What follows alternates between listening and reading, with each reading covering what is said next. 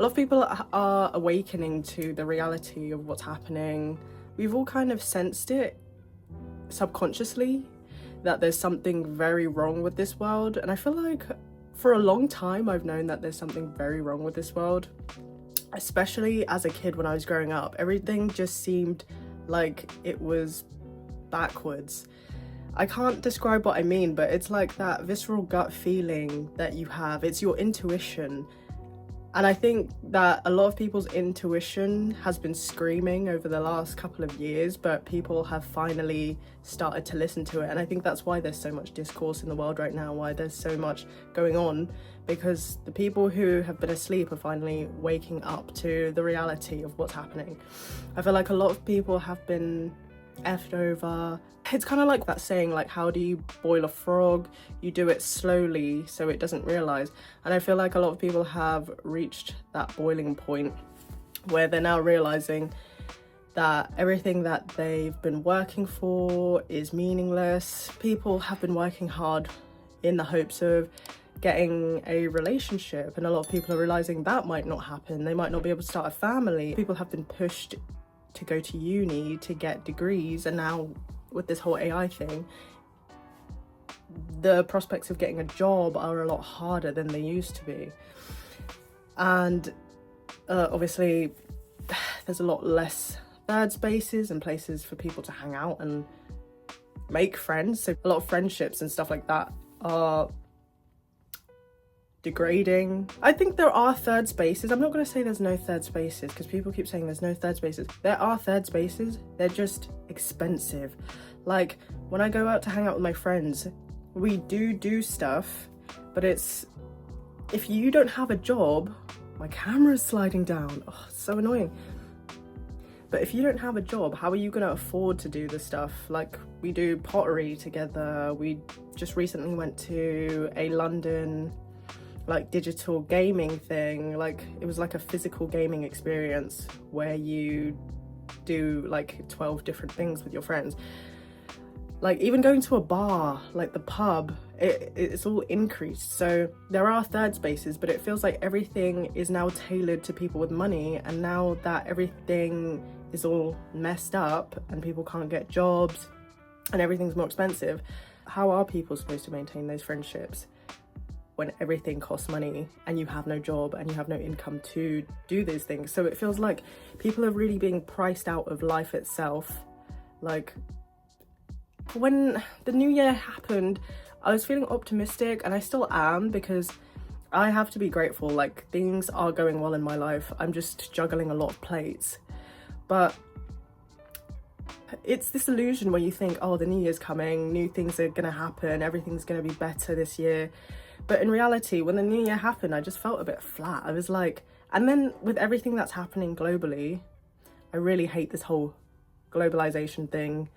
I think it's one of the reasons why everybody's so fucked up, because we're hearing news from every country. I know we've always, when I was a kid, I would see my parents watching the news and they'd be keeping up with foreign affairs, but I feel like it's worse now. It's like a constant update of doom, and that's where the whole doom scrolling thing comes on. You're constantly scrolling, like making yourself neurotic essentially, and it adds to this feeling of like apathy and just depression and helplessness. So I feel like 2026 is a real turning point. I didn't want to say turning point because that as well, oh my god, but I do feel like something big is gonna happen this year, and something, whether it's good or bad, I don't know, that's the problem, but I do feel like 2026 is gonna be a year of reckoning. I think there's gonna be a lot of violence, which isn't great, but I also feel like there's gonna be a lot of what can I say, awakening. I think there's gonna be a lot of meaningful things that happen in 2026. Like, I feel like there's gonna be a shift, and I feel like Gen Z, obviously the name of the channel, I feel like Gen Z is going to be a real big catalyst for this shift, because we see what happened to the millennials. We're not going to make the same mistakes as the millennials, and by mistakes, it wasn't their fault how things happened. They all were kind of becoming adults during the 2008 recession, which parallels what's going on now. Like, as Gen Z people, we are becoming adults in a financially atrocious time.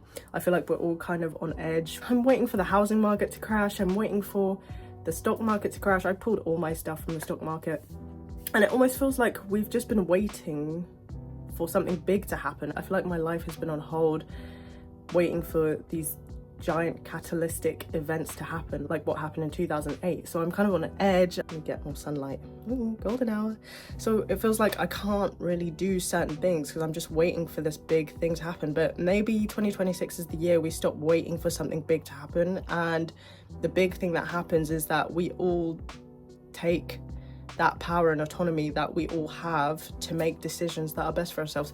Maybe if you're stuck in a country like the UK, which is decaying, maybe it's time as a young person, we actually have a lot of power. Like, countries need young people. They need young, educated, highly skilled people. If you're a young, highly educated, skilled person in the UK, maybe it's time to leave the UK. Sliding down again. This is something I've been thinking about a lot.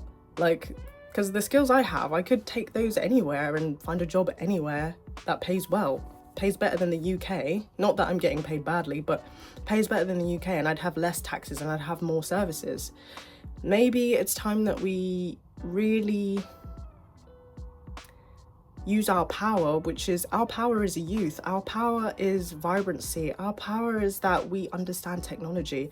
Our power, a lot of us think that not having children and a spouse shows that our lives lack meaning. Maybe it does in a certain aspect, but it also is powerful to not have children and a spouse, because it means you can literally just take yourself and go somewhere else without having all of these dependencies.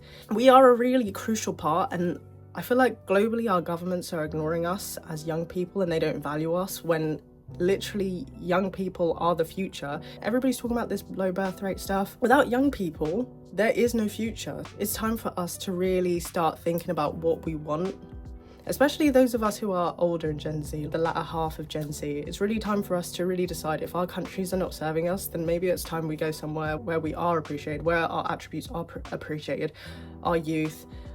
Young people are healthy. We don't take up much services. Well, in general, obviously obesity and stuff like that, but in general, young people are healthy. We're learning, we're willing to learn. We have a lot to offer. And at the end of the day, we're essentially taking on a burden that we didn't create. A lot, if we stay in countries like the UK, which are aging and becoming decrepit, and the services are dilapidated, and frankly you're getting charged for these dilapidated services, what are we getting out of this? So I think 2026 is going to be a big year, especially for Gen Z, just because we're still people who are full of potential. When you're young, you're a person who's full of potential. You have so many avenues you can go down, and I feel like we've learned a lot from watching the millennials. Sorry millennials, but you have shown us so much about what we should tolerate, what we shouldn't tolerate, and what might happen in the future. I feel like history is not a circle, it's a spiral, and you can change what happens in the future, but I think we have a lot of really big decisions to make, and we're gonna have to really think critically about what we want. We're gonna have to think strategically. I feel like that is a pitfall in Gen Z. There's not that much critical and strategic thinking. It's very short term, and that might be due to, in fact that is due to the way that we've been raised. We're the first generation who was raised on the internet. You do see the changes within Gen Z versus millennial versus Gen Alpha. So I think one thing about Gen Z, we have a lot of information at our hands, so we really need to use that information to better our lives.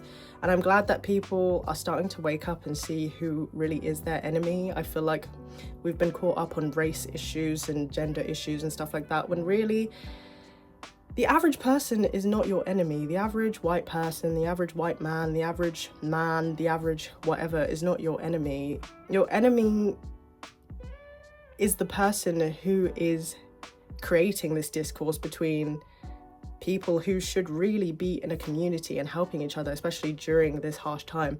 Like, there is no, people keep talking about how the middle class is disappearing. There is no middle class. There never has been. There's the working class, and there's the upper class or the wealthy. And even within the working class, there's obviously people who don't work. So that's like you're homeless and you're unemployed. But surely there is a way to escape this hell.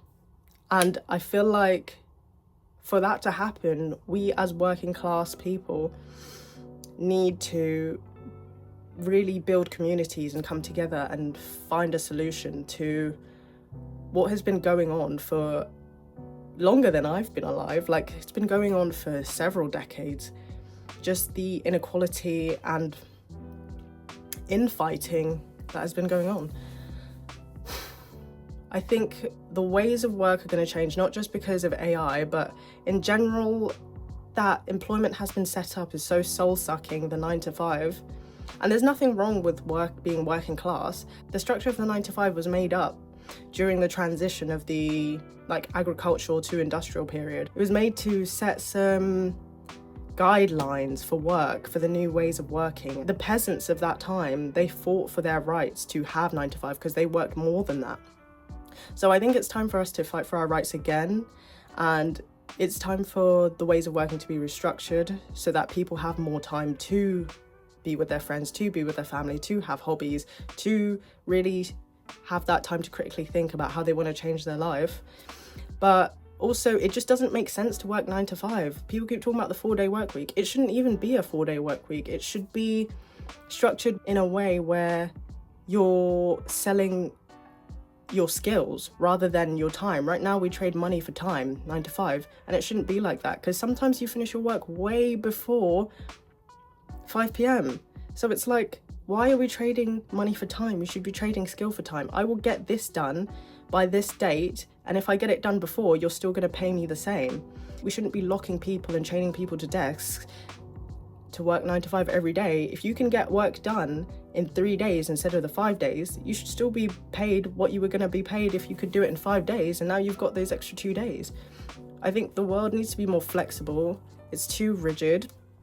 Back in the day, there was far less distractions. I feel like that's why people are so mentally unwell. It's because there was a time where one person would take care of the house and one person would take care of work, so everything was done by 2 people. Now one person is doing everything. You're doing the housework, you're going out to work, and you have to manage going to the gym, manage your friendships, manage your family. It's too much. And then the constant scrolling that is messing with the way that your brain is supposed to function.